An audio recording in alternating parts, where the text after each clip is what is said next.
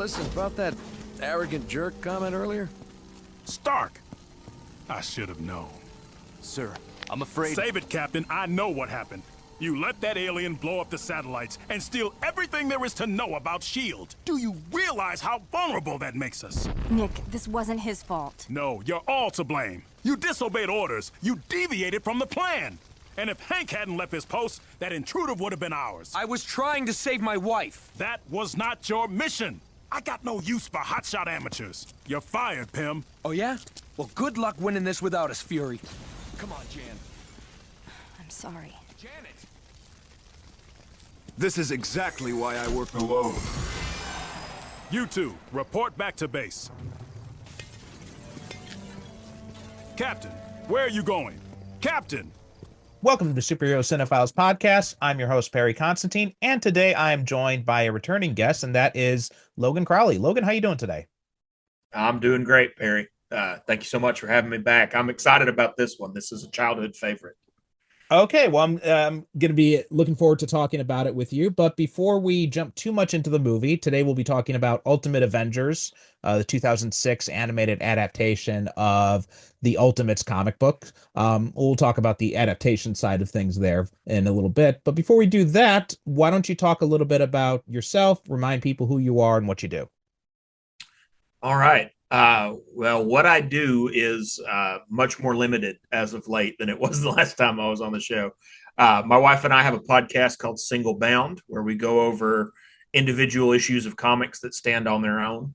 It is on a hiatus right now, as my wife is pregnant. So she was the one that mostly edited the podcast, and so it has hit a little bit of a snafu. But as soon as it's been a little bit of a rough pregnancy, but nothing that has the mother or the kid permanently unhealthy, just, really bad morning sickness and that kind of thing, or all day sickness. But once she's through that, we plan on being back. We have a lot of fun doing the show, but right now, if somebody looks and sees there hasn't been a new episode in a minute, that's all that's going on. Yeah, I noticed that you hadn't had a new episode in a while, and I was wondering if it was just time or if you guys had stopped doing it or what. But glad to hear that it's not completely over with. And also, congratulations. I mean, that's really exciting news. Is this your first kid? Yeah, that was the first one. Nice. And how far along is your wife so far? She's well into her second trimester. We know we're having a little boy. We're naming him Clark. That was going to be my next question. Yeah. So we're getting into the serious bit now. She's got a whole baby bump and everything. Nice, very cool, very cool. Yeah, the second trimester is where things kind of level off a little bit from what we went through. Like especially the first month, the morning sickness was really bad for my wife both times as well. And for those of you who have not heard Logan's previous appearances on the show, he is a big Superman fan, which is why I expected the name Clark when he said it was a boy. Oh yeah. But anyway, so what kind of stuff is interesting you lately, other than, keeping up with your wife's pregnancy? Anything else that's grabbing your attention these days? Okay, so the first thing I want to do is I actually want to give an indie creator shout out, because I just got a book from a Kickstarter I supported called The Hunter. And anybody who has heard my other show or has heard me on this show before, you probably picked up that I love comic books, but I especially love old comic books. And no, I'm not 100. I just there's something about every era of comics that I find that I can sink my teeth into and find something really fascinating about. And the Bronze Age is no exception, particularly for Marvel. I think the Marvel comics of the 80s are about the pinnacle of Marvel across the board, if you take the whole line. And so this comic, The Hunter, it's in a fascinating place where when you pick up this book and you flip through it, you will feel like you are reading a Marvel horror superhero comic, like Tomb of Dracula, Werewolf by Night, Moon Knight, those books from the 80s. Like you found a lost one that didn't exist, and now you've located it. Uh, the physical copy, if you can get your hands on it, they have found the perfect newsprint to print this comic on. They have meticulously created era appropriate ads that look like what you would have found in a comic at the time. While at the same time, this is one of the things I thought was the most fascinating about it. This character is not a one-to-one analog of any superhero you can think of. This is not you're not going to read this and go, oh, this is Spider-Man or whatever. It's kind of like, it kind of sits at the intersection of like Len Wein and Bernie Wrightson Swamp Thing and Tom DeFalco Thor.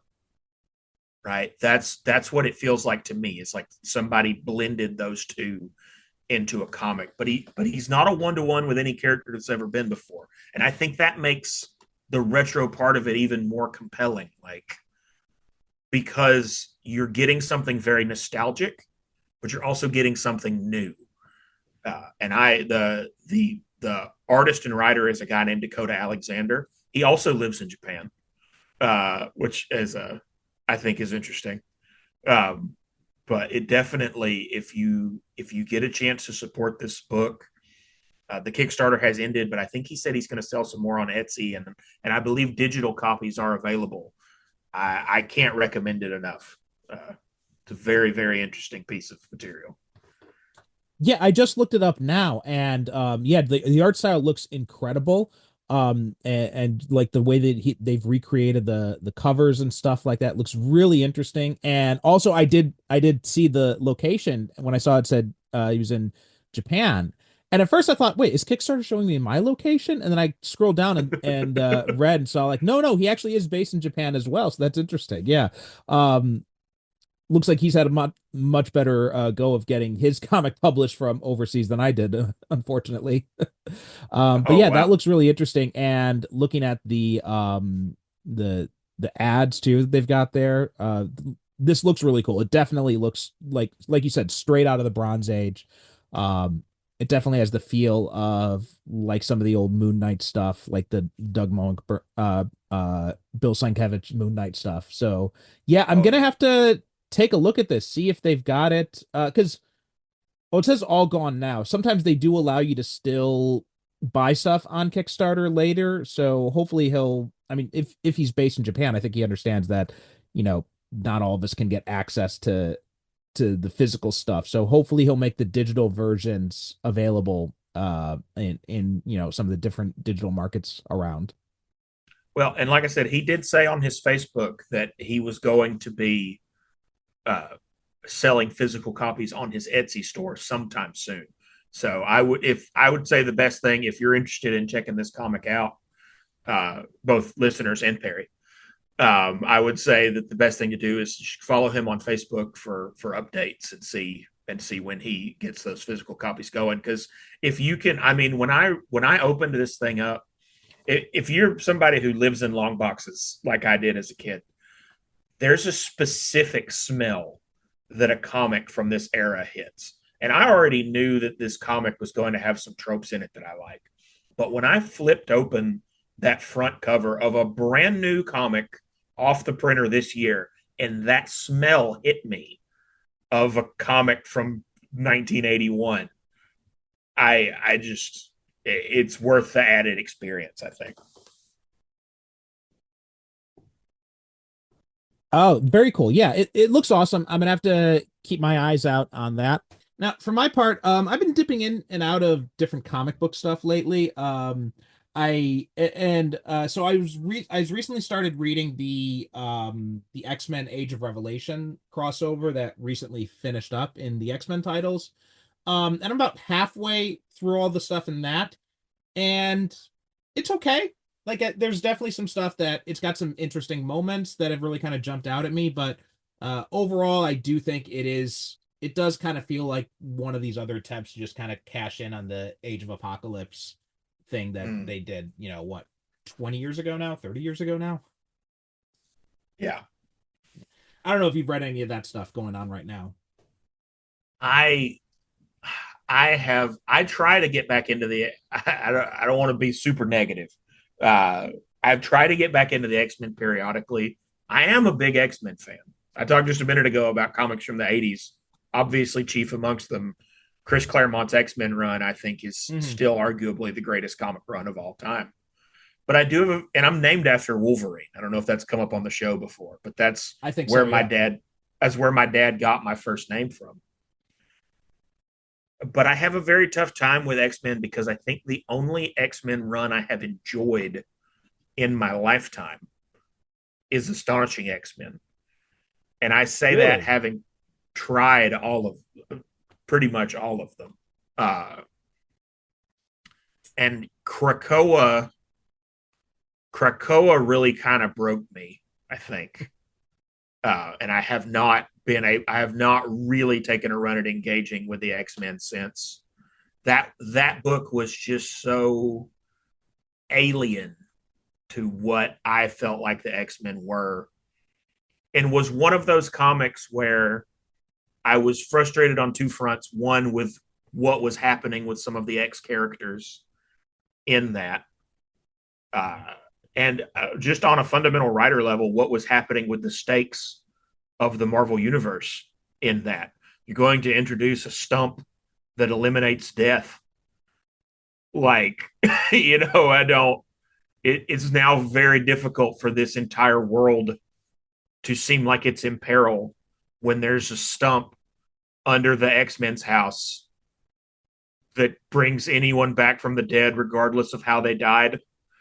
Like stuff like that. But also, there is a lot of that stuff that would have been really interesting as an indie comic. And I think Krakoa was the comic that kind of made me realize a lot of creators don't feel like they're going to be able to get eyes on their story unless they can wrap it in an existing IP. And it kind of dawned on me with Krakoa that is what's been happening to the X-Men my whole life, with new X-Men and Schism and eventually Krakoa is like, I think very few writers who get a hold of the X-Men want to write the X-Men. They want to write whatever. And X-Men is the most popular comic in the world. So we're going to make the X-Men do it. So I haven't tried Age of Revelation yet. I do understand that part of it is putting the Beast back as the character that I love. The Beast, that was already happened. That happened during the Fall of X of the Krakoa stuff. Okay. Well, good. I'm still happy about that because that was one of my Krakoa issues. The Beast is, in a world where I'm not named after Wolverine, the Beast probably deserves to be my favorite X-Man. Not really a fair competition between the two. Wolverine is my favorite, but the Beast is right there with him. So, was it good? Like I said, it's mixed. On the Krakoa stuff, I have mixed feelings on Krakoa. I thought the idea was cool, and I actually really like the resurrection protocols because death has kind of been a joke in the X-Men comics for about 40 years now anyway. So it didn't really seem like a big deal to just acknowledge it in the text that we don't really have to care about this because no writer has ever cared about it in the past 40 years, so it's not that big of a deal. So I was fine with the resurrection protocols. I thought it was actually kind of a clever way to address that age-old question of like, oh, what happened to you? I thought you died. It's like, oh, I got better. Yeah. Which even Claremont himself mocked at the end of his run. Yeah. So I didn't mind that part of it. I did feel like some of the I didn't like what they did with Moira, and I'm not going to say I was always a huge Moira McTaggart fan, but I didn't like the whole Moira X stuff. And yeah. I felt like some of the character stuff was obviously Beast was probably the most egregious, but a lot of the other characters too, they just didn't feel like they were themselves. And I do wonder how much of that was going to be Hickman's original plan for the series, because the characters felt really off when I read the House of X Powers of 10 series. And then, he famously left in the middle of the era, and because he had actually had this plan to do kind of like a 3-act story with Krakoa, and they had just gotten into the second act, and as he was starting to get ready to gear up for the third act, a lot of the other writers and the editors were like, well, we actually kind of like what we're doing here. Can we just kind of stay here for a little bit? And Hickman didn't want to do that, so he went off and he started doing the Ultimate stuff instead. And then they just kind of played in the Act 2 world of it to see how things would go out. And then eventually we ended up, because all these things are cyclical. It's always gonna, I always laugh when I see fans who get mad at the fact they ended Krakoa, and I'm like, it was always going to end. It was never, even Hickman intended for it to end. Like, they're not gonna do that big of a change to the status quo and make it permanent, right? It's always gonna go back to they always cycle back to kind of like a factory reset of some kind with these characters and these concepts. So I wasn't I didn't think it was the greatest way to end it, but I also wasn't that sad to see it go. Of the new stuff, I've been really digging the Gail Simone stuff and Jed McKay stuff. Their 2 books have been a lot of fun. And now they're going to be doing kind of a new reshuffle coming up soon. I think McKay is headlining that, if I'm not mistaken, which I think is awesome because I love what he did with what he's been doing with the Avengers. I've really been enjoying the stuff he's done with X-Men. We mentioned Moon Knight as well. He did some really cool stuff with Moon Knight also. So, but I'm much more of an overall fan of the X-Men than it sounds like you are. Like, the Morrison run is one of my favorites of the entire series. So much so that I even did a podcast. Yes, so much so that I even did a podcast covering the entire series about a few years back. So yeah, I love the Morrison era. I've got fond memories of the 90s stuff. In fact, we've got an episode on the Superhero Bibliophiles portion coming up soon where me and Scott Honig talked about the Fatal Attractions crossover, and we revisited some of the 90s stuff, and we've talked about revisiting some of that in other episodes coming up. Yeah, like I said, I'm in a weird place with it because the Stan Lee and Kirby going into Roy Thomas and Neil Adams, I love that. I think it's incredible. The Claremont stuff, obviously, I love I think is incredible, but I just felt like I don't know. I just feel like they've never really been able to capture that magic again. And part of the problem is this is what gets into my issues with Krakoa and Utopia. And when you have the X-Men create a militant ethno-state, it takes their mission into a different direction. And I think, not to be incredibly political, but I think that we're seeing right now with Israel why it doesn't really matter how good intentioned an ethno state is at its onset. It is a very problematic, very dangerous thing.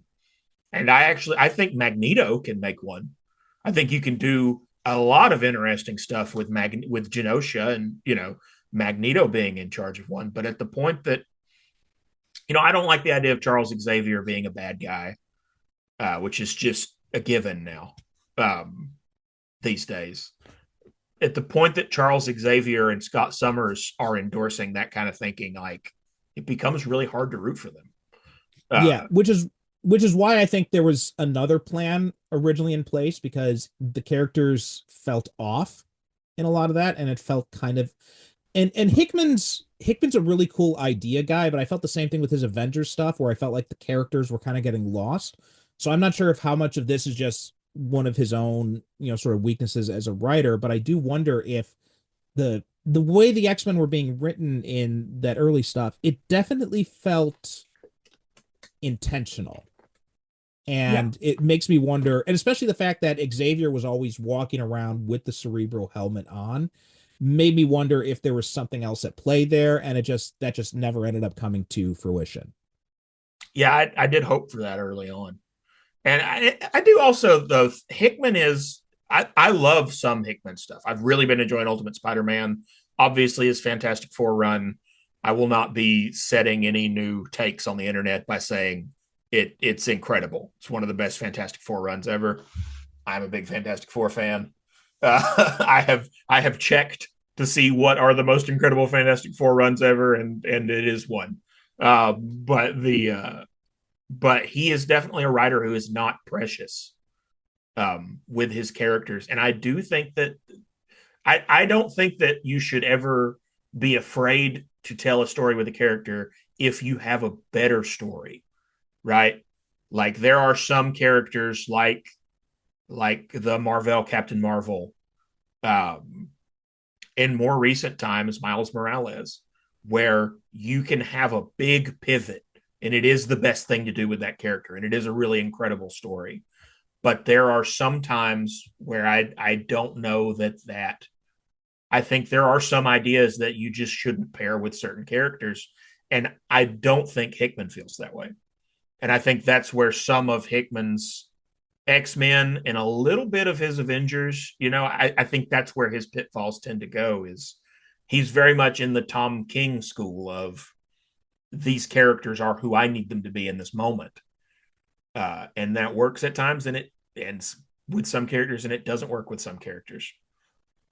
Well, I actually think that is a good way to transition into today's discussion because a lot of this it's of a piece of that. And so today we are talking about Ultimate Avengers, again, the 2006 animated film. And this was an interesting period. So this was, pre-MCU, and this was at a time when Marvel was partnering with Lionsgate to do a whole bunch of animated movies. So they did Ultimate Avengers and Ultimate Avengers 2 Rise of the Black Panther. Today we're just focused on the Ultimate Avengers, the first one. And that was kind of like, if I'm not mistaken, I think Ultimate Avengers was kind of the first one, but then they also did Invincible Iron Man. I think that was also part of this deal. They did a Doctor Strange one as well. And there were some other, like, I'm not sure if they were all done by Lionsgate, but not long after this, we also had stuff like a Planet Hulk adaptation. There was Hulk Versus, which we covered way back on the show, back in the days when Derek was still around. And I want to say there are a few other ones as well here and there. There was also like Next Avengers. It was like the kids of the Avengers or something like that. I don't think I ever saw that one. Oh, really? That's one of the better ones. Yeah. Okay, that's interesting. I mean, I do remember they popped up during Bendis's run on the Avengers in the comics, and he had taken them from that animated film. But that was all I really knew about them. How about, well, let's first start off with kind of the source material here. So this is ostensibly based on the Ultimates comic book by Mark Millar and Bryan Hitch. And we were talking about the Hickman's Ultimate stuff a little bit earlier, and that's different from this stuff. So back for anyone who doesn't know, because this is now, going back almost 30 years now, Jesus. The Ultimate Universe was kind of Marvel's attempt to set up a new continuity-free version of the Marvel Universe so that to make it easier, more accessible for new readers to come in. And it was launched by Bendis, and this was actually kind of like the comic book that really put Bendis's name on the map in terms of comic book stardom. And he had launched it with Ultimate Spider-Man. And so the whole idea was, instead of Peter Parker getting bitten by a spider in 1961 or some vague 20 years ago time, he gets bitten by a spider as a teenager in the early 2000s. And Bendis, kind of like reinvented the whole concept and with Mark Bagley. And it was great. It was a runaway hit, massively successful. And they followed that up with Ultimate X-Men, which was Mark Millar and Adam Kubert. And they kind of did the same thing with the X-Men. And then Millar was brought on to do the same thing with the Avengers with Bryan Hitch, who was coming off a very stellar run on the Authority at that point. And with the Ultimates, like, here's the thing, looking back on the Ultimate stuff, like, I think Ultimate Spider-Man still works really well. It's still a fun book. Yeah, the decompression is kind of insane, but overall, it's still a fun read. I went through it again within like the past 5 years and really enjoyed rereading it again. But Millar's stuff, Ultimate X-Men and the Ultimates, it has not aged well at all. In fact, I remember at the time there's this review site called the X-Axis. I'm not sure if it's still around, but they're doing he was doing reviews of like all the different X-Men books that were coming out at the time, and he had reviewed the Ultimate X-Men books. And by the time he got to, I think it was the fifth or sixth issue of Ultimate X-Men, and I'll always remember this because even 20 some odd years later, it's still seared into my memory because it was like the perfect encapsulation of Millar's work, which at the time I hated it, but now I realize, oh my God, this guy was spot on. And what he said was he said, he's like, I'm tired. I'm tired of this adolescent exercise in dick waving. And looking back on it now, I'm like, okay, yeah, he was right. And the Ultimates took it to a new level. It took it beyond what Ultimate X-Men did, because basically everybody in the comic book is an asshole. Every single person, even Captain America, is just a colossal dick in that book. Yeah. And there is just like, it's going back. I reread that as well a few years back, and it was really hard to read. So whenever people tell me that, oh, the Ultimates was the basis for the Avengers in the MCU, I'm like, no, because the Avengers in the MCU are actually likable characters. And what they did was they took some of the trappings of the Ultimate, like some of the looks and stuff like that, some of the designs, but the actual underlying characterization, that is vintage, Silver and Bronze Age Marvel right there. Stan and Jack. Yeah. Yeah, well, not even Stan and Jack, but like Roy Thomas or Roger Stern or any of those guys. Like I think that's probably more where Whedon especially was pulling from. But anyway, what's kind of your take? Were you caught up in the Ultimate craze back at the time? So, I don't think that I have more vitriol for anyone or anything in comics than Mark Millar. And there are a number of comic runs I could list that I loathe that he wrote, but that starts for me with the Ultimates.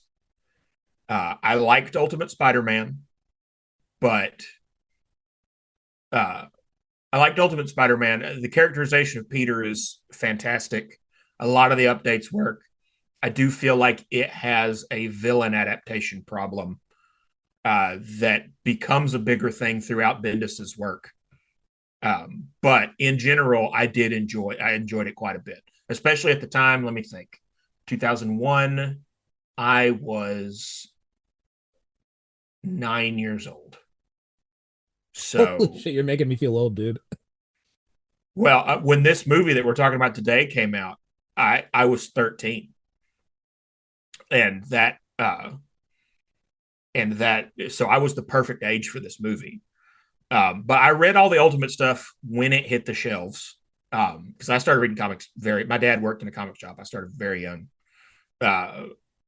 and I had already read a lot of the 60s Marvel comics. I was already, my particular beef at the time with the Ultimates was I was a huge fan of Giant Man and the Wasp, which that comic basically ruined them even though it was in it was so bad that even though it was set in another universe, it made that pairing radioactive for the rest of time. I hate I love the one thing I can say, I love the art. Bryan Hitch's art is amazing. Oh yes, absolutely. But there's basically nothing about the story that I have any love or positive feeling about, which is then funny to then say that I really love this movie that's based on it. I feel like this movie is pretty damn close to if someone took the Ultimates comic and changed it just for me, especially when I was 13. But this is like somebody went through and responded to every gripe I have about the source material personally and corrected it for my viewing pleasure. And honestly, I was kind of impressed with how well it held up. I was expecting to cringe a lot more coming back to this after all these years. I might have some positive hot takes in this episode about this.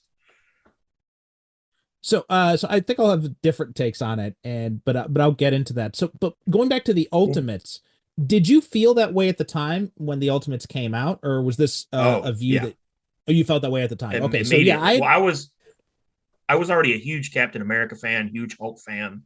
So like from the jump, I was like exactly like you said. I was like, why are they all jerks? I Mhm. remember telling my dad at the time, being like I had a headcanon theory after the first issue or two came out. I would go to my dad and I was like, I think the twist is that this is John Walker. I think we're going to find out that this is John Walker and the real Steve is still frozen somewhere. Like that was how my little brain was trying to figure out why this was not working for me. That is not what happened. And then by the time you get to, again, we talked about a minute ago with Krakoa that there are some things you just can't do with certain characters. By the time you get to Hulk eating people, Giant Man beating his wife into a coma, uh, yeah, I mean, it just becomes I think this version of Nick Fury is a bad guy. Like Mhm. he goes over that, and so is Hawkeye. The government guys go over that line, and it really you finish this comic. Even back then, I was like, did did good win out, or did a different group of bad guys just happen to end up on top? You know. But no, I abhorred this comic at the time that it came out. See, at the time, I loved it, and then and I put that a lot on the kind of headspace I was at the time because this was, the Iraq War. This is early 2000s. This is I was, and so a lot of the stuff that they were talking about in this, it felt very much of a piece of what America was and still is like at. And so that political side of things really spoke to me a lot. But and this was also very early in my Avengers fandom because I had basically come to the Avengers just a few years before that with the Busiek run. And so I wasn't really attached to them and the concept. And so I was very primed for this version of it at the time. But looking back on it now, yeah, I definitely have come more around to your line of thinking where there's some ideas in it that I think, especially when you get into the second volume and the Grand Theft America stuff, that I thought were were interesting if executed with all the subtlety of a dump truck in a nitroglycerin plant, to quote Chris's Vacation. um, Yeah. but yeah, it's just like, and I think if this were done by a more competent writer and with original superheroes, like if this had been done as an authority story or something like that, I think it would have been a lot more, I think it would have worked a lot better and would have held up a lot more over time. And if you had someone who, as problematic as he is a much better writer in Warren Ellis, or even if you had Yeah. like Garth Ennis doing something like this, like I think the stuff that he did in The Boys is very much, is much I was more about is much more I mean Ennis is he's definitely got a certain style. He's got very edgy style, but he's got much deeper themes that he's playing with there too. He's a much deeper writer than I think a lot of people give him credit for. And I think if he were doing something like this, or if Ellis were doing it, or I think it would have held up a lot better. But before we jump too much into the movie, we're going to take a quick break and then we'll talk more about this. We all love superhero movies and TV shows, but what about the comics that inspired them? Marvel, DC, Image, and more have provided the template for the movies and shows we all enjoy watching, and it's important to honor that tradition by buying and reading comic books. Superhero Cinephiles is proud to be an affiliate of mycomicshop.com. It began as a small mail-order business operated by junior high school student Buddy Saunders all the way back in 1960, and has been operating on the internet since 1997. My Comic Shop has new releases, value packs, back issues, trade paperbacks, comic art, regular auctions, and a whole lot more, including 35% discounts on pre-orders. You can also sell your own comics or utilize their consignment services. You can even create your own want list of comics you're searching for. To get started, check out our affiliate link in the show notes or on the superherocinephiles.com homepage. Blast off into a new universe with Corsairs, a new sci-fi space opera serial by me, Percival Constantine. In these adventures, join the crew of the Corsair, a group of intergalactic mercenaries as they struggle to survive in the depths of corporate-controlled space. If you're a fan of Firefly, Cowboy Bebop, or Guardians of the Galaxy, then you're going to love Corsairs. Subscribers to my Patreon get 2 new episodes a week, while free members get 1 new episode a week starting in December. Patreon offers new subscribers a 7-day free trial, but I'm also throwing in another perk. If you sign up with the coupon code SCP, you'll get 90% off your first month. So visit patreon.com/Percival Constantine and join in the adventures. And we're back. So I can't remember, like at the time when I watched Ultimate Avengers, I do remember thinking I was kind of disappointed in it. And the reason why was because it felt very much, it felt like a watered down version of the comic book, which it is. So because I loved the comic at the time, that was what I attributed most of what I didn't like about the movie. But when I rewatched it again last night, I had a very different opinion. And my idea was, I feel like on the one hand, how do I best say this? Like, I don't know who this movie is for. I mean, I think at least that's what I was thinking when I was watching it last night. But apparently it was for you, given what you had said right before the break. It's for me personally. Yeah, just me. Obviously, I think so. Because while I do like that they had softened a lot of the stuff, especially with Steve. Like Steve ends up going from, a complete dick in the comic to being probably the only decent guy in the whole movie here. And I like that. And everything with Steve, I think, is done pretty well. But everything else, it just feels like this weird in-between place where the characters aren't as likable as their comic counterparts or now their movie counterparts or some of the other animated adaptation counterparts. But it also doesn't have that edge that the comic had too. So I feel like fans of the comic book are going to hate this just on principle because it's such a watered down version of the comic.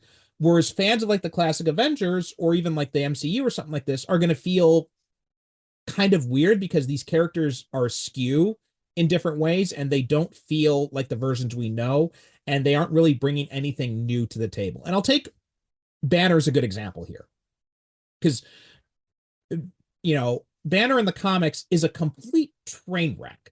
But here, he's just very creepy and unpleasant to be around the whole time. And it certainly doesn't help. They got Michael Massey voicing him of all people. And I think that adds to it as well. But then you've got Hank, too, who, again, in the comic book, he's a total psychopath. But here, he's just a dick. And like he's Hawkeye is who he is in this. I mean, he's Hawkeye on steroids a lot of the ways. I feel like it takes like the kind of arrogance of Hawkeye in those early Stan issues and cranks it up to 11. And I'll be honest, I hated Hawkeye in those original Stan and Jack issues. I could not stand him. It wasn't until he ended up maturing as a character that I really ended up liking him, and I felt like Busiek and then later Fraction are kind of like my ideal versions of that character. But yeah, here he's so unpleasant to be around. And then, you've got Tony, who he's got kind of the arrogance, but it's not enough to make him very interesting. And Thor is just kind of there. There's not really much to latch onto him with him. And kind of the same thing with Black Widow as well. She's just kind of there, and kind of the same thing with Wasp. So the only character I can really find any sort of connection with here is Steve. The rest of them are just like, I could take them or leave them. And in some cases, like Banner or Pym, I would prefer to leave them. Yeah. I'll start with where we agree. I'm 100% with you on Pym. To me, it felt like they wanted the kooky quartet era Hawkeye that was just a tool hanging on Cap's shoulders to doubt him for the Cap to then overcome. And I feel like he has pretty much exactly the same trajectory in this movie that Hawkeye had in that era of starting out, being a naysayer and a pain in the ass, but then by the end of it, by the time the rest of the Avengers come in and join that quartet, he's now even though he's a jerk, he's following Cap's orders every time. You see Hawkeye doing that, or Hawkeye, listen to me, Giant Man doing that at the end of this movie. Wasp and Iron Man, though, I feel like are just their mainstream versions. Uh, I felt like they really did those two characters very well as Cap. I kind of love what they do with the Hulk in this. Like, I feel like he was much more conflicted of a character in this than he is in the comic, certainly, but even really in the MCU. I think that this movie did such a good job of making you feel the burden that this guy has on him just being the Hulk, right? He's living every minute of his life on sedatives. Everyone who's ever in the room with him treats him like a living handgun. You know, like you never know when he's gonna turn into this thing, and it has just ruined his life. He can't work, he can't take care of himself. And I love the bait. I love one of my favorite things about the adaptation is the bait and switch villain ending in this, where the final boss ends up not being the Chitauri, it's the Hulk. I thought that was very, very well done and tragic in a way that I think is bigger than a lot of other stuff in this movie. Like, a lot of the rest of this movie is a kid's cartoon, right? But that part there's some real sorrow at the end when he's in that cell and she's got to leave him there. But I very much prefer it to the comics version, because in the comics version, he put this problem on himself, right? He picks it just because he's feeling inadequate and feeling powerless. It's just a real tragic feeling when you see him in his cell at the end and Betty can't even talk to him. And I think that works for me so much better than in the original comic. He is this very inadequate guy who feels very powerless and impotent and brings this on himself. And it makes you dislike him so much more because he's created this problem. Whereas in this movie, he has the standard Hulk origin. It was a detonation of gamma radiation that caused him to become this way, instead of him using the super soldier serum on himself. So the fact that the Hulk is not something he sought out, but is just this burden that he's forced to live under, it made me sympathize so much more with his decision to ultimately shoot himself up with this version of the serum and try to be a hero with it. That worked really well for me, especially because I think that the fight scene that ends this movie, where the Hulk is the final boss, is one of the best animated fight scenes in a Western production. Like, I thought it was really good, really kinetic, and really high stakes. Every time he put one of the characters through a car or through a wall or broke their knee, I really felt like, oh man, they're getting torn up, Yeah, I mean, and then Cap, of course. Sorry. Finish your set. Yeah, and then Cap is perfect. Yes, Cap is great in this. I think they really did Steve justice. I see your point with Bruce. And yeah, in some ways, I think you're right. I think it is better than what we got in the Ultimates, but I feel like compared to kind of like my ideal version of Bruce Banner, I just don't. This one does kind of, and maybe it's just Michael Massey's voice, but just something about him just feels skin crawly. Like there's just something about him that just feels really, really off. And that you're right. There is good reason for that, but it didn't work for me at all. So that was kind of where I landed on him. With the battle, and then they flipped this from the comic book. And again, I think this is one of the larger problems with this, because they had already knew that they were going to be doing 2 movies with this, because part 2 came out fairly shortly after, I think like a year after or something like that.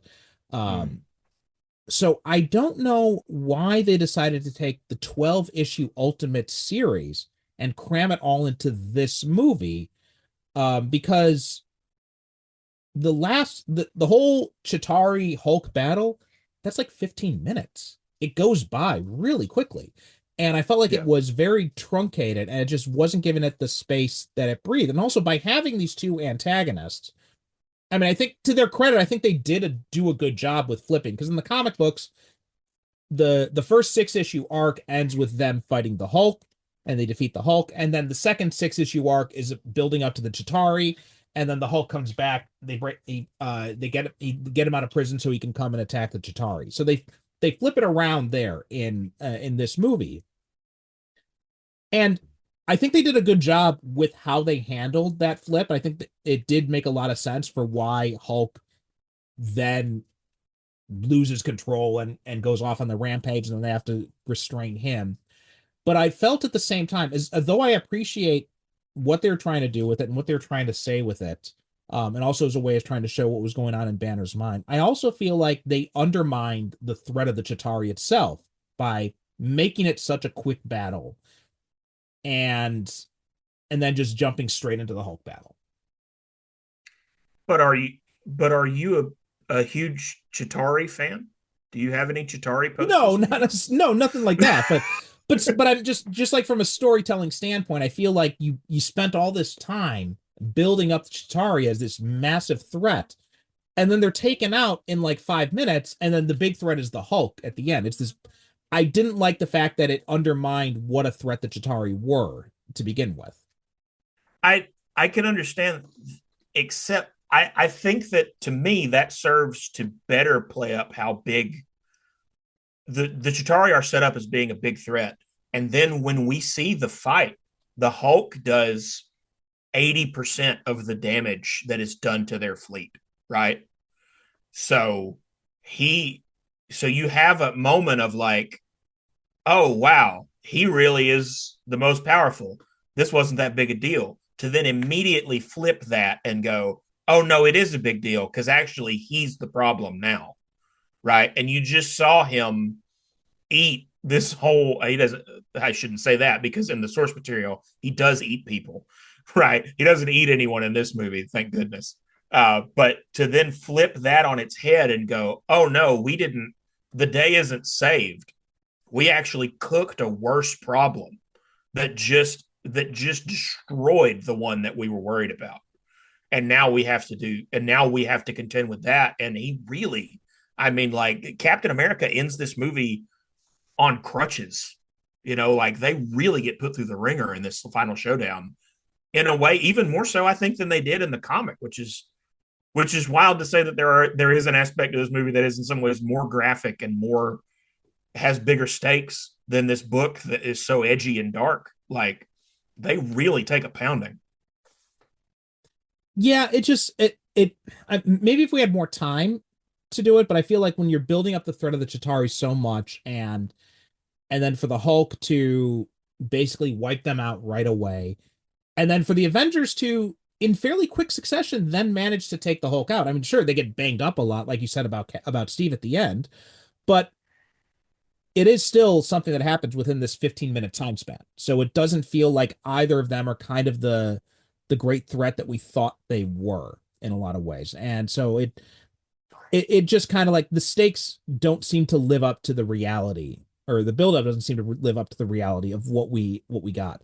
I can't disagree with that. I mean, you talk about like they all end up they don't even beat him really. Like they all end up in the hospital, but this is one of the changes that I love. What puts him down is Betty calms him down. Even like, and all of the characters play a part, but they all are also hobbled so that each I felt like they did a really good balance of, except for Thor, who I do hate that Thor my one part of the fight I don't like is Thor gets knocked out with his own hammer and never comes back. Mm-hmm. Thor actually, that was one of the complaints you had earlier that I think is very. I love the whale killer monologue on the boat. That's the one part of Thor that I like in this movie, but I don't like that design. The oversized hammer doesn't work for me at all. I feel like the Hitch Thor costume is I could almost use that as a sticker next to a section of what was wrong with costume redesign in the 2000s. you take this really imaginative classic Thor look, which has been redesigned in a way that kept all its majesty later by like Olivier Coipel and artists like that. But you take that and you boil it down to just like a tank top and some black pants. It just loses all that character that he has. Thor is really sidelined in this, but I feel like the fact that they don't even really beat the Hulk, like it's ultimately Betty being there that stops him instead of the Wasp lasering him in the eardrum like it did in the comic. Though that does happen briefly. I think we'll have to agree to disagree on this because I still just come back. For me, it just didn't land well. It just felt like both these problems were solved a lot easier than the buildup made us think they were going to be. Both with the Chitauri and then with the Hulk. With Thor, I mean, in part I agree with you. Like if you're thinking about like the majestic character of Thor, yeah, this costume design from Hitch doesn't work.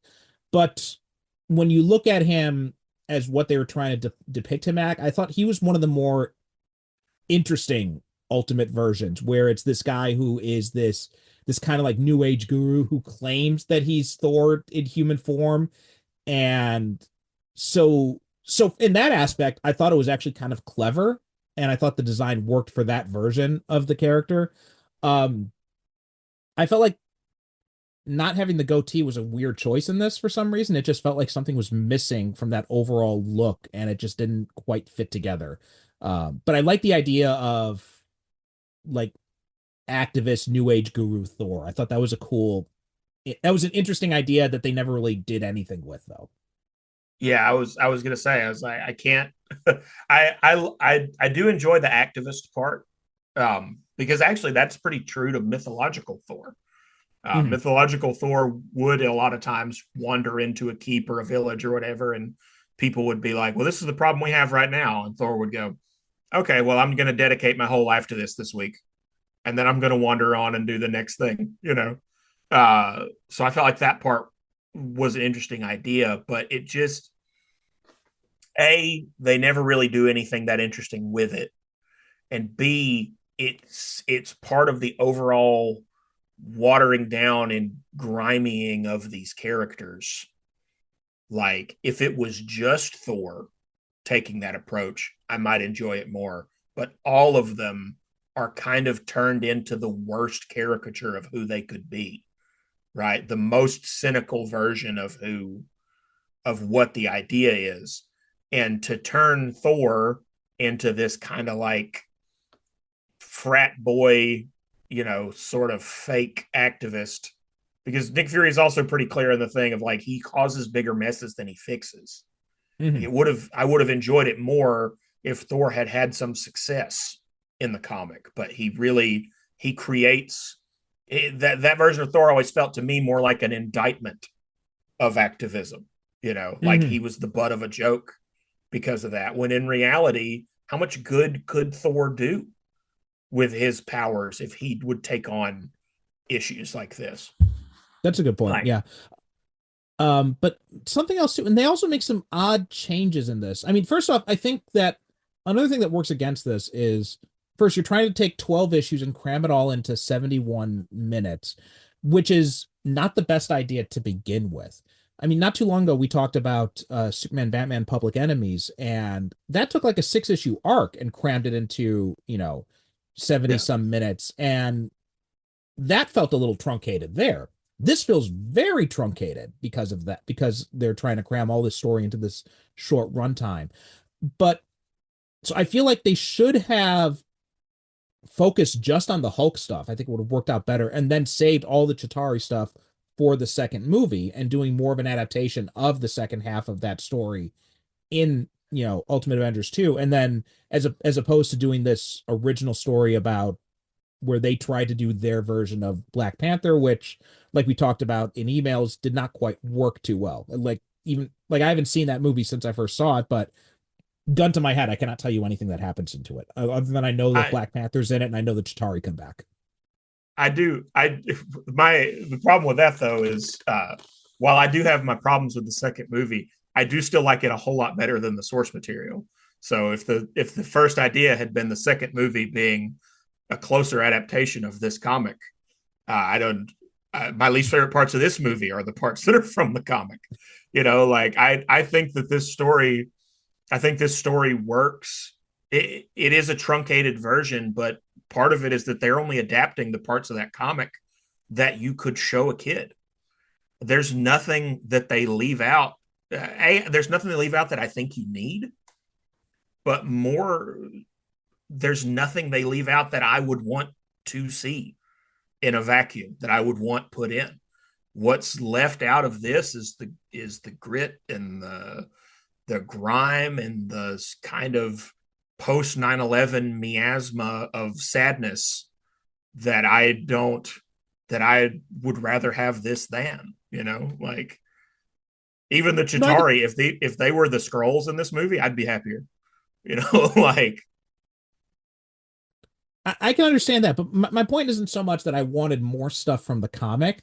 My point is, I feel like that in choosing to truncate this so much and the stuff that they fill in with it, it feels like a lot of wheel spinning as opposed to giving more weight to that end. Because again, that end battle is only like 15 minutes.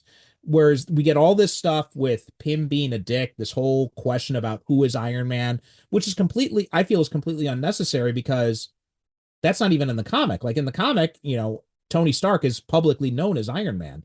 That was one of the ideas that they took from the movie that I felt like worked better because I never really liked the whole bodyguard secret identity thing.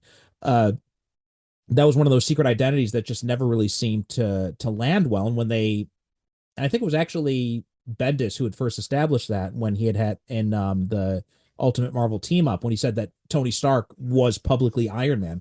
And when I read that, I'm like, oh yeah, that makes so much more sense. He's this arrogant guy. He wants his face on everything. So it makes sense that he would want all the glory and all the credit of being a superhero. So I thought that worked very well. And so when they did that at the end of the first Iron Man movie, and Tony goes up there and he decides to throw out this cover story and say he's like, I am Iron Man. I'm like, yes, perfect. That makes so much more sense. So for here to go back to the secret identity and for him to try this whole thing of Tony being like, oh, I don't even know where he got that suit from. I'm just like, dude, come on. This Shield knows that this is your technology that this guy's using. So it's hard for anyone to believe that. And it just felt like an unnecessary story point there. Whereas we could have spent more time building up we could have truncated a lot of that stuff and given a little bit more time to those final battles, which I think would have made them done a lot and also a lot of the stuff with Pym's dickishness, because that also doesn't feel like it adds much to the story. I mean, you get a little bit of it at the beginning and that's fine, but to the extent that we keep going back to it and we keep spinning our wheels with it, I felt like they were wasting a lot of time on that stuff. Well, but that's an important Pym being an asshole and Iron Man's secret identity, particularly him not putting all his cards on the table, that plays an important role in the team falling apart during their first skirmish, which creates a lot of doubt leading into the final battle. I like that stuff. Now, I do agree that I like an Iron Man better whose identity is public. But I did, my first Iron Man comics were like the Michelini and Denny O'Neil Iron Man stuff, Gentleman Gene Colan stuff going back to the 70s, and of course Stan and Jack. So the secret identity, I prefer it to be out. It doesn't. This felt like an adaptation of that, though. Iron Man is so it didn't bother me that much because I'd grown up with those stories for so long. But I think it works in this particularly because they didn't go with the comic version, because I think Iron Man is the least adapted from the comic of all the characters in this. Even Cap is still wearing his ultimate costume, whereas Iron Man is not wearing his ultimate armor at all. He just looks like Iron Man. They've added forearm guns instead of palm repulsors, but other than that, it is essentially a slightly more angular version of his Hero's Return armor. It's completely red and yellow, so I think that I think the creators intentionally were going with a more classic kind of Bronze Age Iron Man depiction with the character. Yeah, it definitely feels like that. I'm not sure how I felt about the design. I mean, it was okay, but I don't know. And then at the time, I really hated it because I really dug the Hitch design. And looking at it now, I don't know. I guess it feels a little out of place compared to all the other Ultimate designs that they stick pretty faithful to.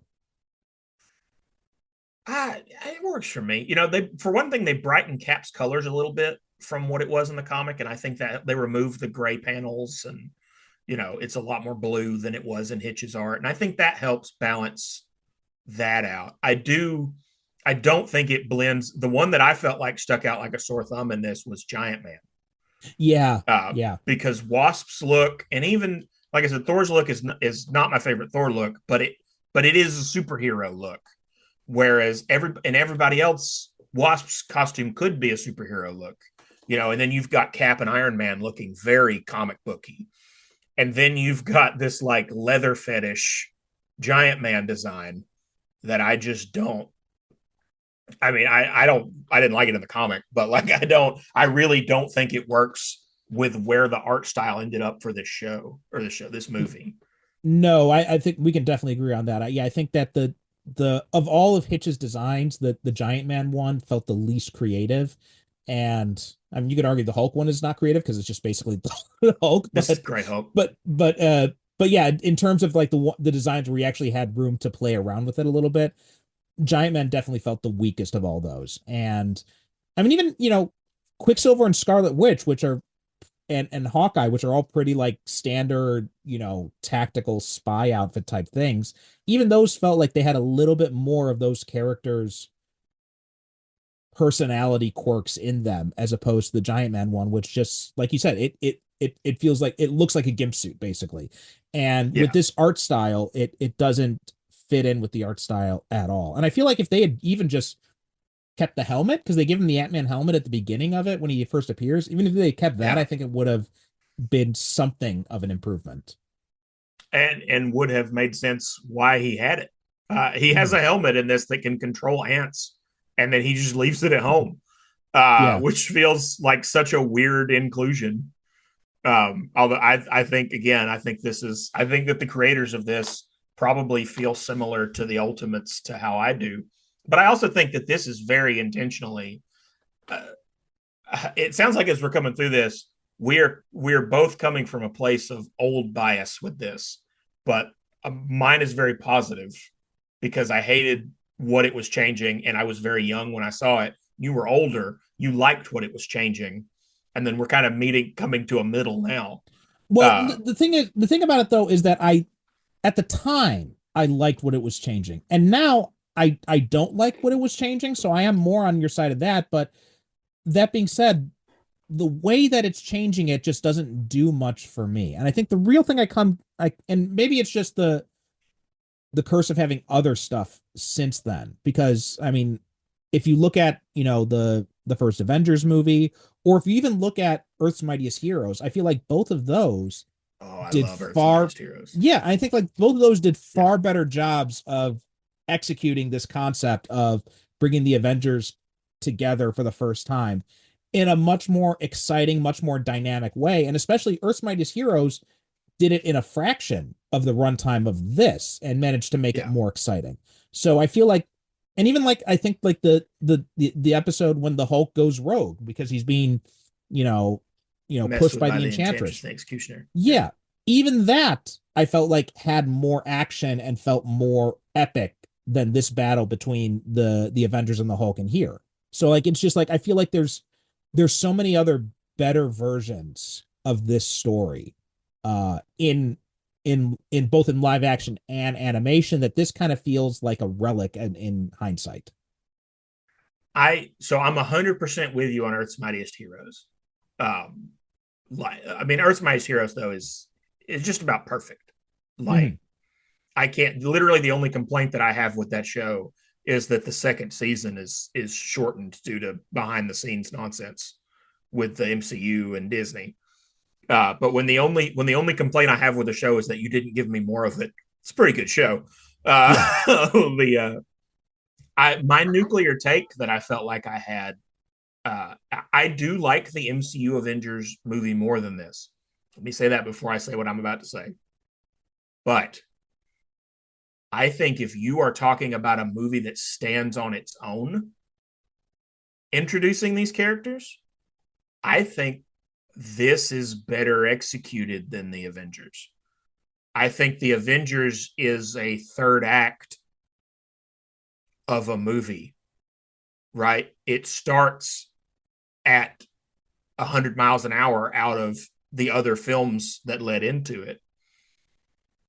And so if you have the time, by all means, take a week and watch that instead. But if you'd like to just know who the Avengers are in 110 minutes, this is pretty hard to beat and pretty competently done. You're not going to really get an idea who Giant Man is, but Iron Man, Cap, Thor, and the Hulk are very faithfully rendered here, I feel. And I think that it has a more cohesive narrative within its own movie. You know, I think they did that better in some ways than Joss did. Whereas I think, go ahead. So go ahead, finish your thought. I like, for instance, my wife, when we first got together, she liked superheroes. She didn't like the MCU because the first one she watched was the Avengers. And she was like, this is just a 2-hour fight scene. You know, there's no build up for these characters. And I do think that as much as I love the Avengers movie, and as much as I think it's perfect, if you watched phase 1, if you're just taking these two by themselves, I do think she has a point there. Yeah, I could not agree with that at all. I don't know. I feel like the Avengers did a good way of providing a shorthand to introduce all the characters in a way that felt better executed than this did. Like it's just yeah, I can't. I think we're gonna have to end it on just agreeing to disagree with this, because it's not something that, like, I feel like Earth's Mightiest Heroes and the movie did a much better job of executing the same basic story, made it feel more epic. And yeah, I just feel like the other one, there's not really any characters that I really want to spend any time with here other than Steve. But in both Earth's Mightiest Heroes and in the live action version, I like all those characters and I want to see more of them. Here, by the time I got done with it, even feeling like how much stuff I feel like we didn't get to see more of these characters, like I'm not really interested enough to know more about any of them either. But anyway, we are kind of running short on time now, so I think we'll just have to leave it on agreeing to disagree on this one. But Logan, why don't you tell people where they can find you? Well, you can find me at Single Bound Podcast on Spotify. It is like I said, it's on hiatus right now, but we will be back pretty soon. We have a pretty good back catalog you can listen to in the meantime. And you can email us at singleboundpod@gmail.com if you have comic suggestions for books we can read for the show when we do get back to it. Okay, great. As for us, superherocinephiles.com is the website. We are superherocинephiles.com on Blue Sky, Super Cinema Pod on what other few socials that we're on there. I think it's just Instagram and Threads at this point. Technically also Superhero Cinephiles on Facebook as well. And that does it for this episode. Thanks so much for listening, and we'll talk to you next time.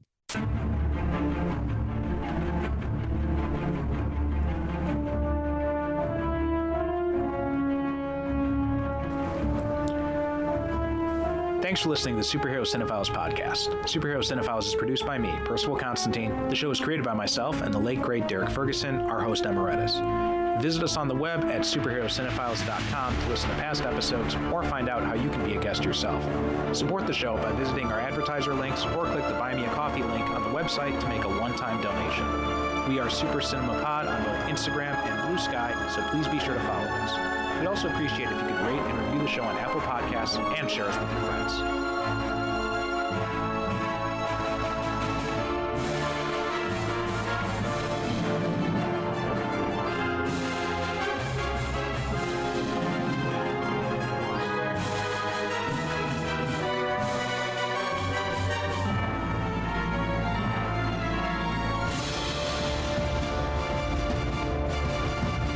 Thank you for listening. And as always, good night, good evening. God bless.